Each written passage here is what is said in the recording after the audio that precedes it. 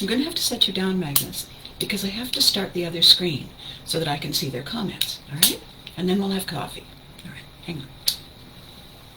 Hang on, Magnus. We're almost there. Click. And, are we live? Good morning. I'm setting up the other screen, in case you're wondering why I look so crazy. All right, here we go. Oh, there it is, there it is, there it is.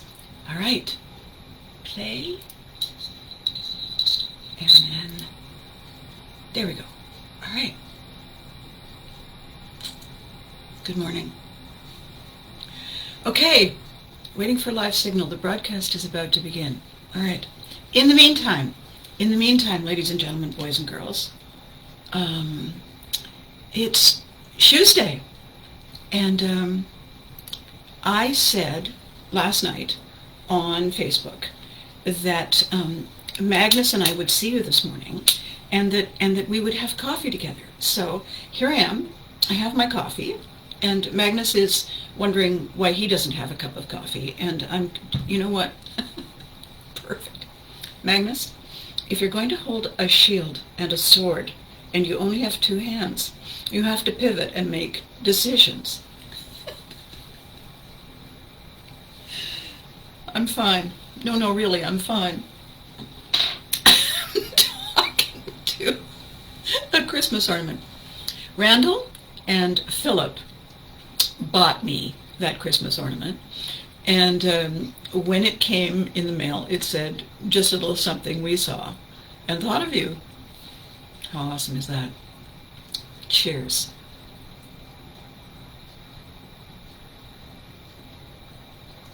Alrighty then. There we go. Action needed, too low FPS. I can't believe this is still happening. Okay. It's 9:57. I started early.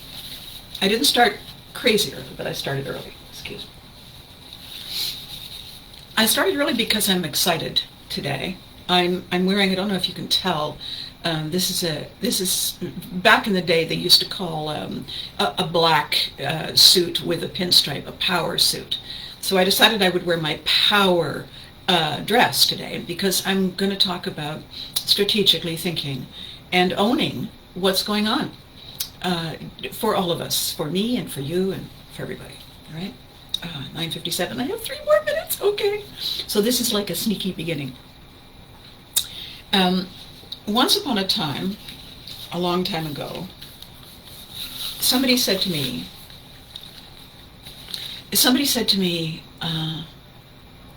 what can you do? It was at an audition. And I said, well, I don't know.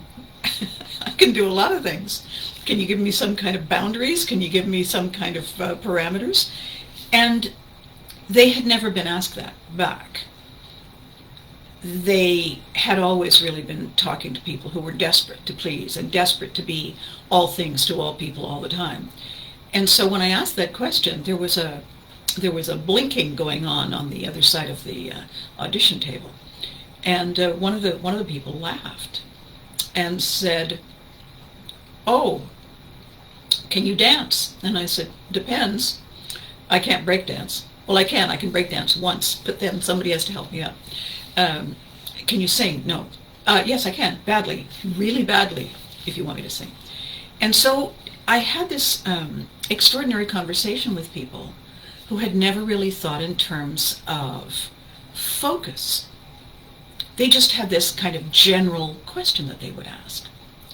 And that was very confusing for me because I don't live like that. Okay. So that's just kind of a hint on where I'm going. It's just about 10 o'clock, so I'm going to pause what I was saying and welcome everybody. Okay, hang on here. Why is that not working? There we go.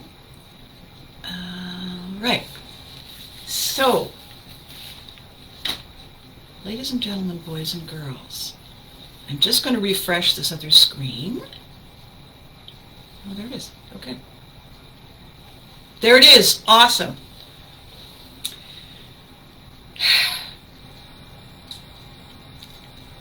Ladies and gentlemen, boys and girls, human beings of all shapes and sizes, good morning and welcome back to Abbey World. We're on air, as you can see. We're live.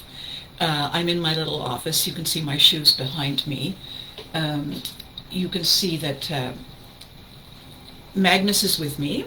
Magnus with his fabulous sword and shield and his dancing abilities.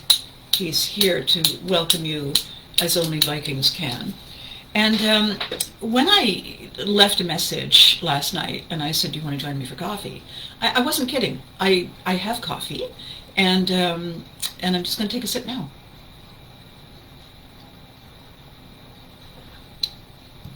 And today I'm going to talk about pivoting. I'm going to talk about all the ways that we pivot all the time and we don't even realize it. And the reason I want to do that is because I've had now 6 conversations with people who have amazing pivot stories, and they're definitely going to be in our Pivot Masters of the Galaxy book. However, they had a totally different understanding of what it meant to pivot. And I thought, well, define our terms. Let's get clear. Let's talk about that in a way that everybody can understand, and sort of set the ground rules. So I don't need to, keep going over it. And you don't need to keep wondering if, oh my God, do I qualify? To take it back a step, I created a new production company concept. It's called Story Me TV. The website is storymetv.com. You can check it out. And the reason I created it, I began to create it 2 years ago, was because of the pandemic. Because I began to see so many of my live entertainment friends hobbled. They couldn't do their jobs, and they didn't really have a plan B. Some of them had a second job, a backup job, but they really weren't planning on having to go there. And, a curious thing happens. Once your name is known for one thing, people can't imagine you wanting to do something else, even when they know that life is pretty scary in a moment. And so they were really stuck. And I had been there. I certainly had been there when my TV show was canceled. And I talked about that last time. I was really well known locally because I was on television all the time, and I was invited to things, and oh, there's Abby Haggard. And all of a sudden my show is canceled and I can't get a job. I can't do any of the other things that I'm perfectly capable of doing because I had been pigeonholed.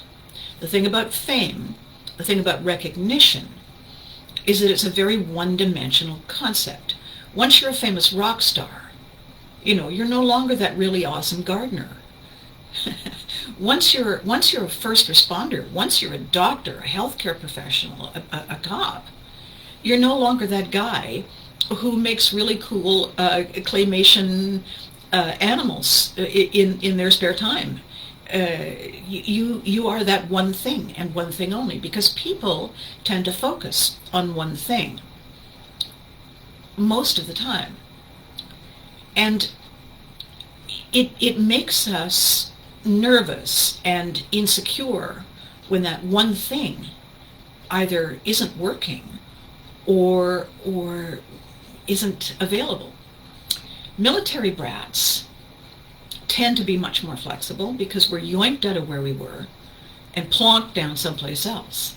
And that one thing is not always automatically transferable. So, pardon me just for a second, speaking of transferring, I'm just going to go over here. Steve, good morning. He's making coffee. Good morning. Freddie Moore. Hi, Freddie. Raymond. Good morning, Raymond. How wonderful to see you all. I'm just going to refresh this to make sure I'm not missing anybody. All right, so that's going to come up again, and I'm going to see all the faces who are saying hello.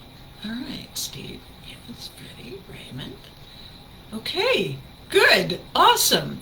I know that Charles is coming on board soon, and I'm hoping that Anne is, because Anne and I had an amazing conversation the other day about the book. And so I will continue. Because we focus on one thing, and sometimes the rug gets pulled out from underneath us, we don't really know what to do. We don't realize that we're pivoting all the time. And how we're pivoting all the time is really between two conscious brains and an unconscious brain. The unconscious brain is that primitive cave brain that saves us from saber-tooth whatnots and takes over when we're driving long distances. It can do basic predictable behaviors. It can't and doesn't really want to do anything more complicated than that. And it also only exists in the present tense. And when we pivot into that brain, we have a bit of a problem, because that brain was working when we had one tribe to belong to, one alpha to follow, one set of priorities to stay focused on, and one goal, which was to survive.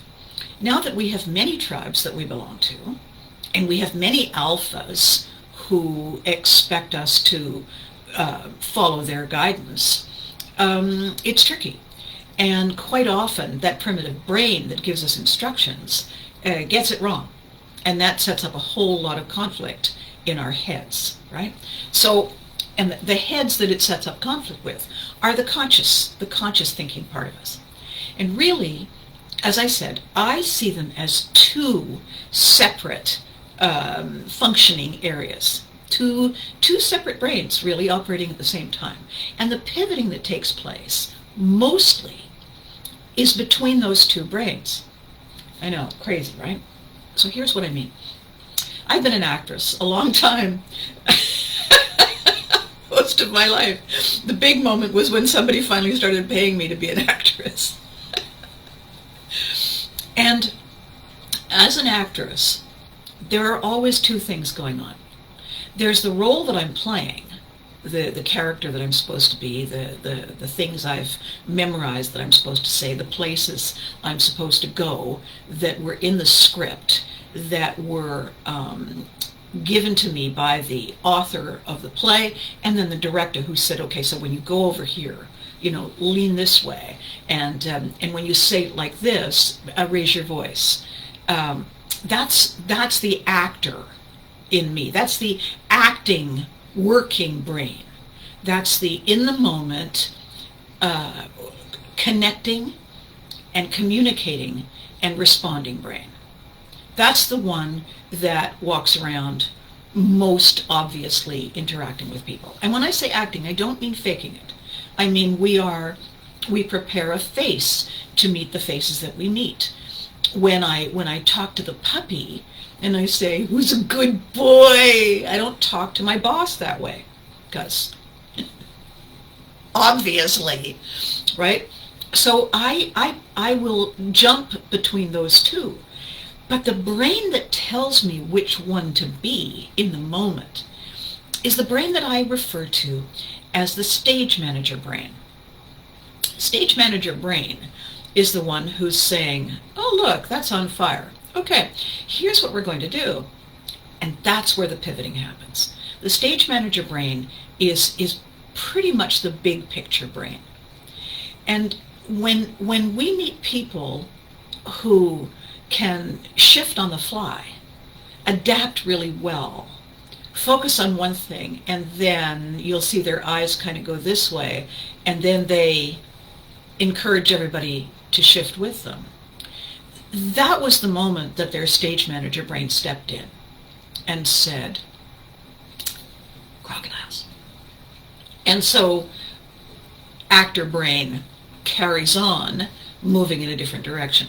I have a great story that happened to me that illustrates it exactly. Pausing, I'm just going to have some coffee.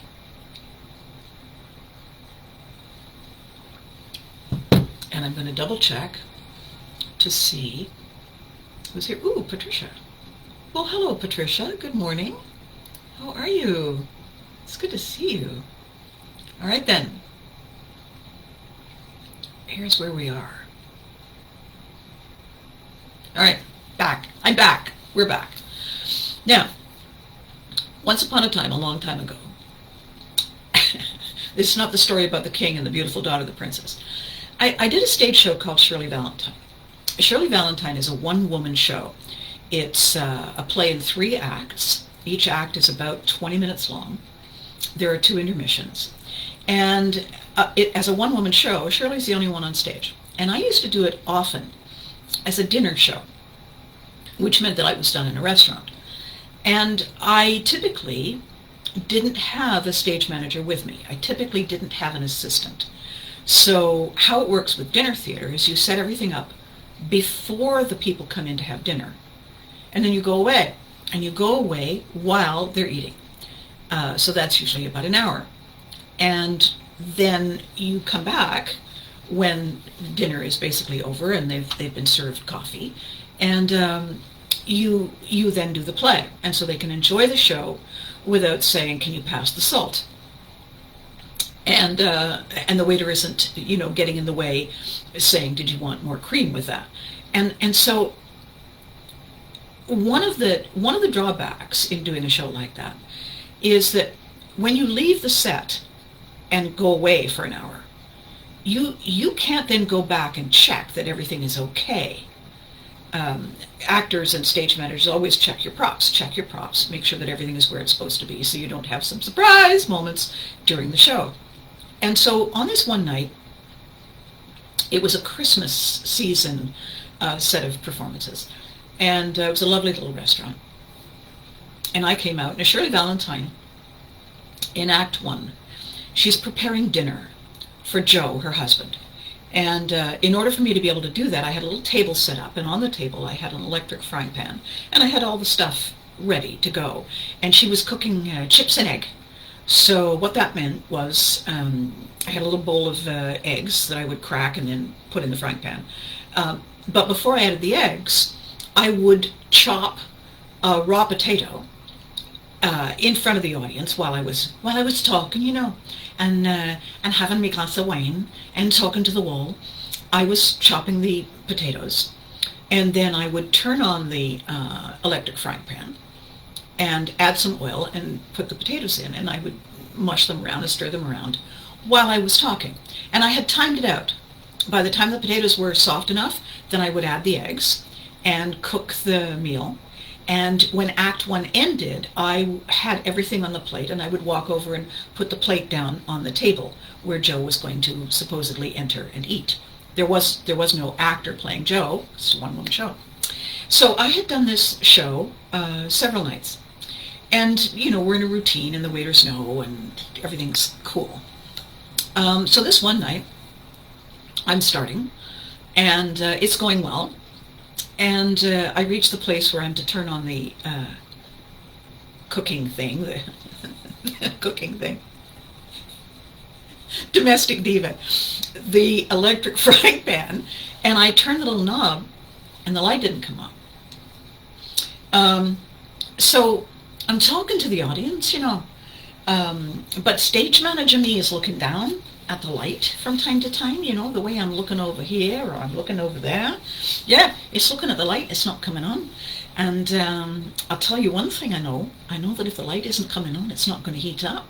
And then we can't make chips and egg, can we? So rule number 1, you can't break out of character. You're not supposed to talk to the audience. You're not supposed to break this invisible wall. It's called the fourth wall. But if you do break the fourth wall, you're supposed to stay in character. So, stage manager me is saying to herself,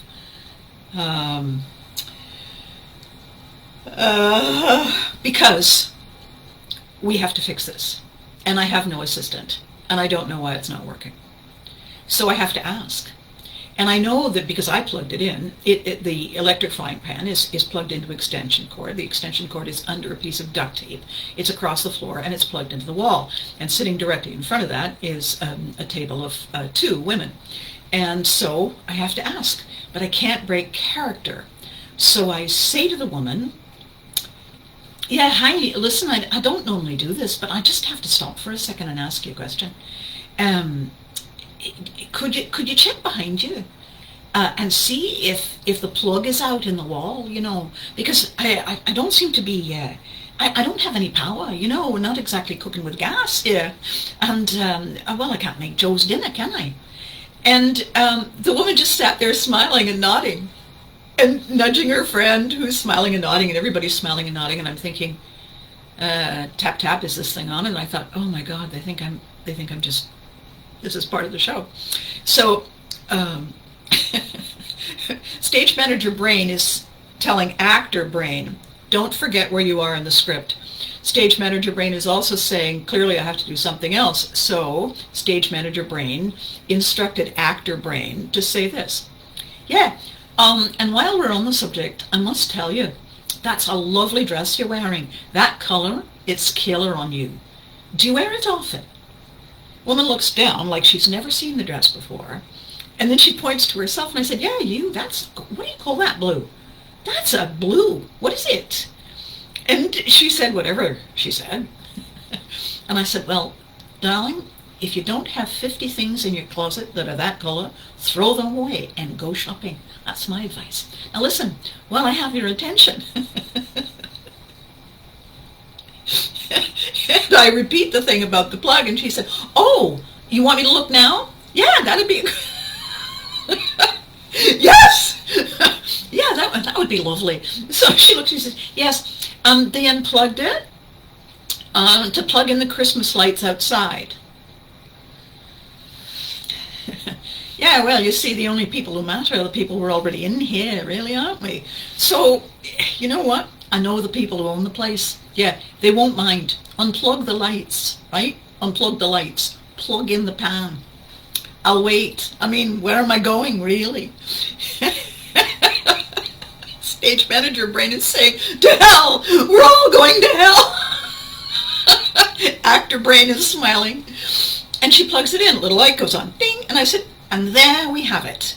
And then stage manager brain basically handed things off to actor brain, who stood there thinking, no idea where I was. So all the way through the cooking sequence in Act 1, Shirley Valentine has this glass of wine, and periodically she takes a sip and says cheers.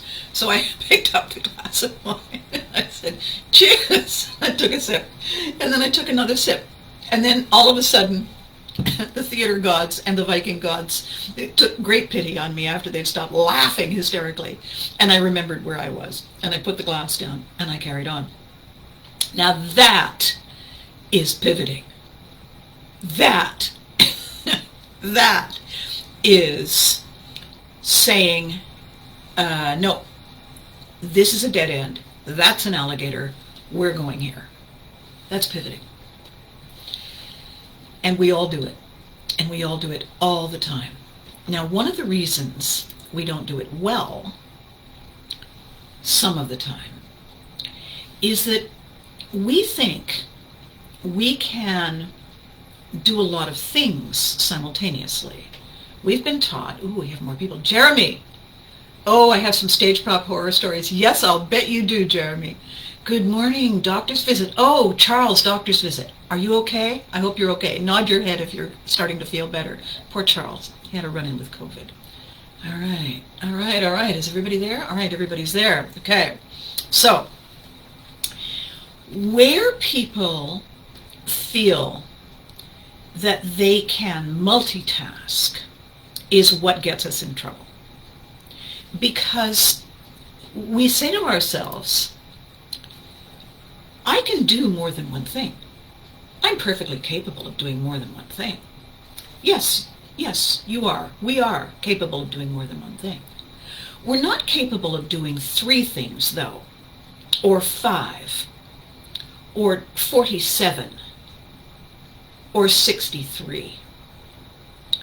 And I know you're laughing and saying, well, nobody does 47 or 63 things. Yeah, we do, actually. We do. And we don't realize it. We don't realize it because the first 3 that we're not aware of, we discount. The first 3, cave brain, trying to keep us alive, getting it wrong, but doing its best. Stage manager brain, watching the big picture around us all the time. And then actor brain, front and center, present in the moment all the time. Those are three completely different things that we are juggling constantly, all the time. Believe me. And if you don't believe me, you think about it when the video is done, and you'll realize that I'm right. Now, how we reduce the number of things we're trying to multitask is not something that we can just say, other thoughts be gone, because we don't have the control over our brains like that. We can't tell our brains not to do things. The brain is the brain telling us to do things. What we have to do is we have to give ourselves permission to let things go. One of the reasons that we try to do so many things all the time is because we have control issues. We have healthy control issues because they're survival mechanisms. They keep us alive. So what we need to do is become aware of them. Once we know what we're doing, once we can see it, we can start to change the habit. We can start to do better. We can start to streamline what we're doing. We can give ourselves a break and become really good at focusing selectively. And I'm going to tell you how I do it. I'm going to tell you how I've coached all my presentation, public speaking, acting students for years and years and years. It's really quite simple.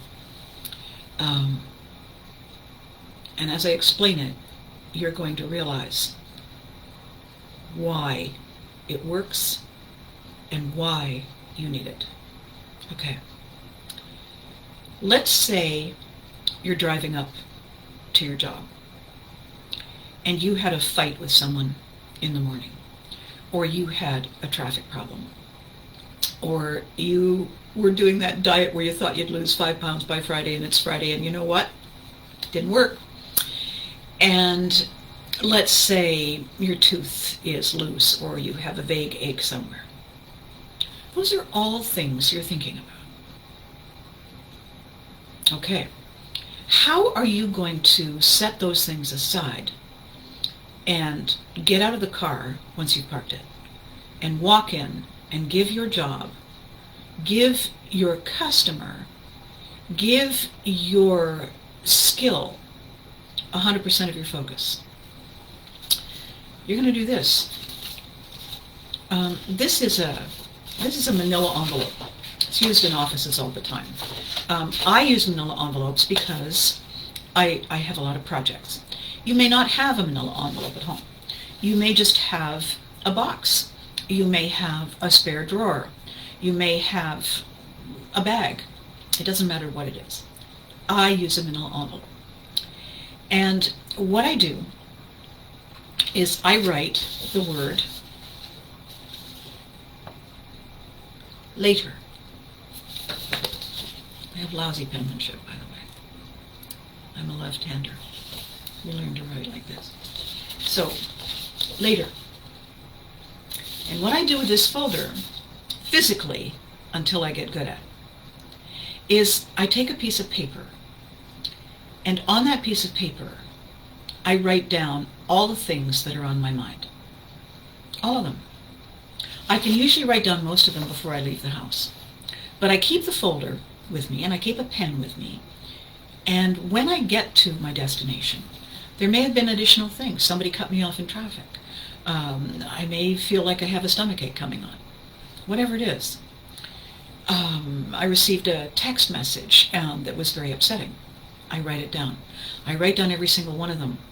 And I put that piece of paper with all those things on it physically inside that later folder. And I put the later folder on the passenger seat of my car. And I look at that folder before I get out. And I say in my best Arnie voice, "I'll be back." And I leave the folder in the car. And I get out of the car and I lock the door and I go to work. Whatever my work happens to be.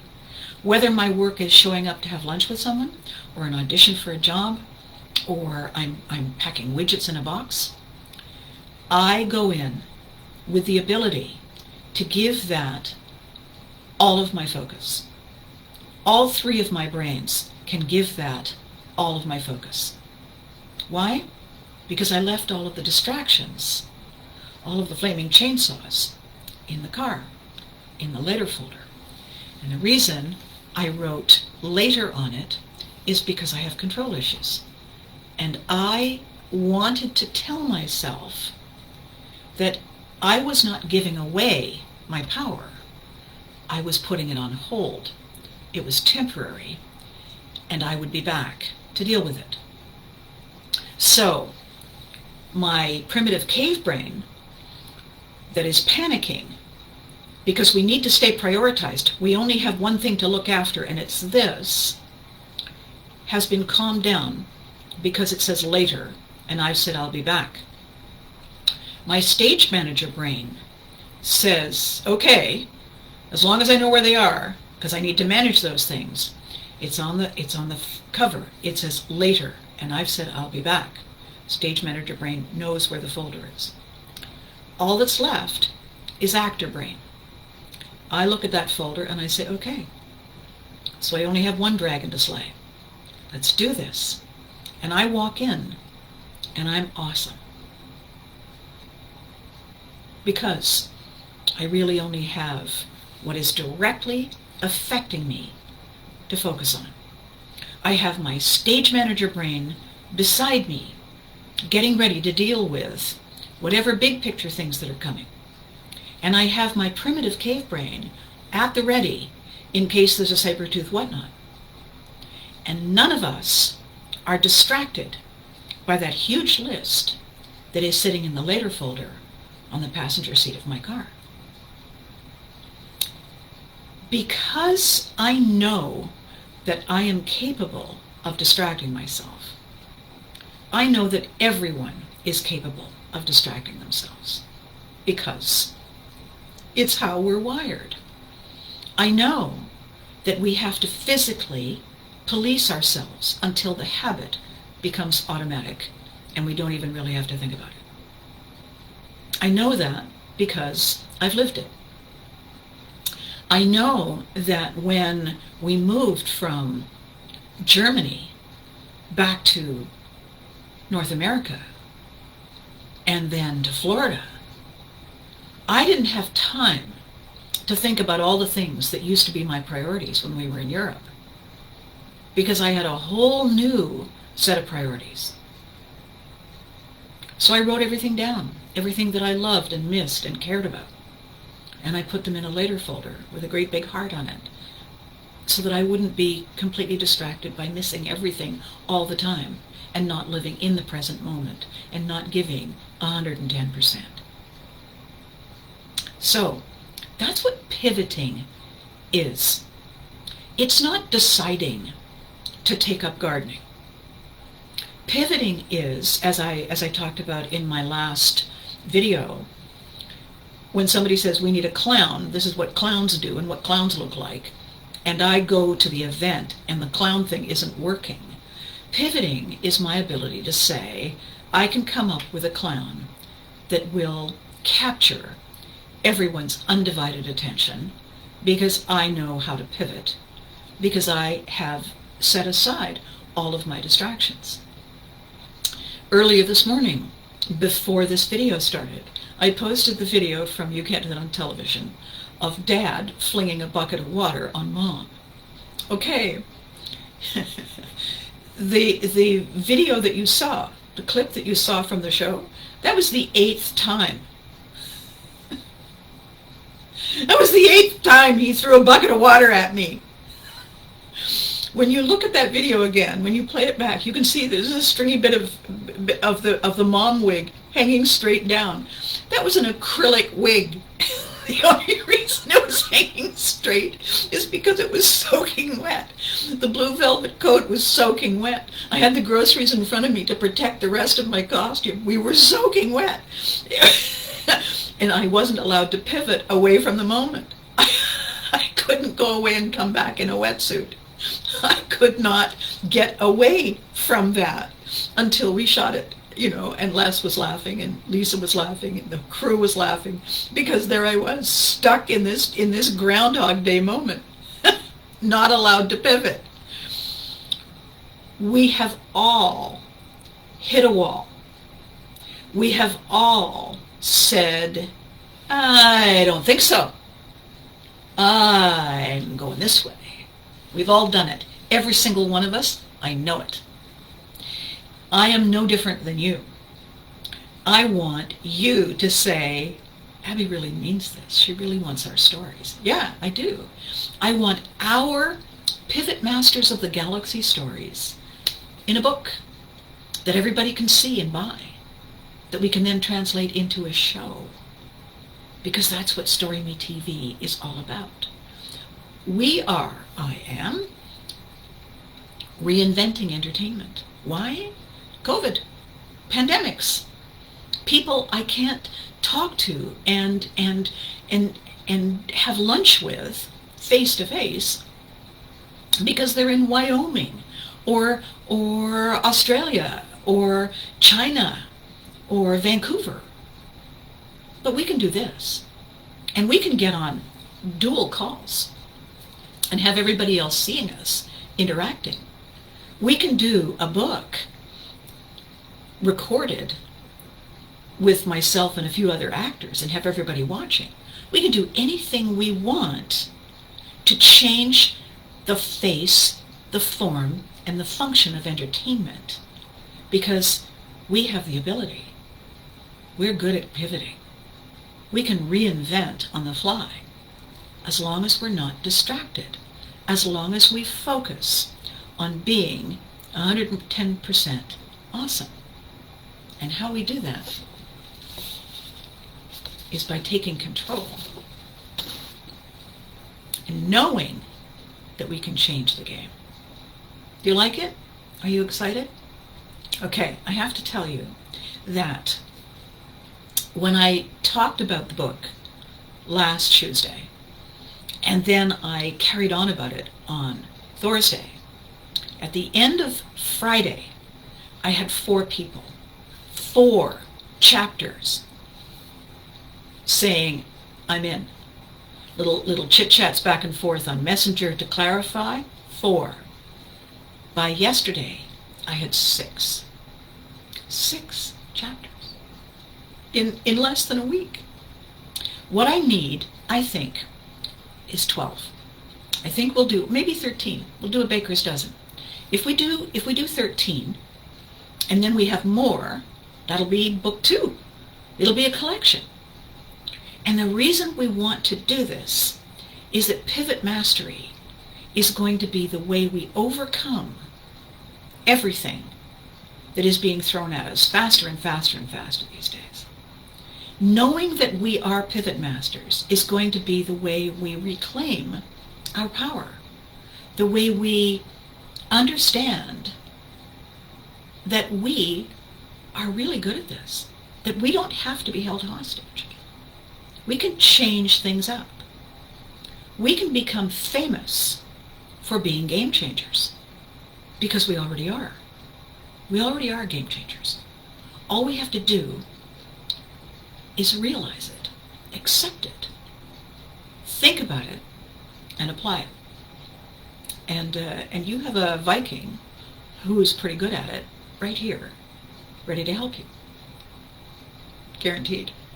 Okay, I've gone long. I'm really trying, honestly I am. I've gone long. I'll be back on Thursday to talk more about this fabulous pivoting and a couple of other crazy stories. In the meantime, for those of you, my lovelies, who have been inundated by recent events in Canada that have to do with protests and whatnot, take a deep breath. This too is passing. This too will pass. You're amazing. All right, for everybody else, bad weather, good weather, crazy friends, crazier relatives, concerns about your health, concerns about work, I get you. I'm there too. So, 2 things we have to do. We have to be good to us. We have to be good to us. We're the only one we've got all the time, 24/7, right? Be good to us and hug your loved ones. And I'll see you next time.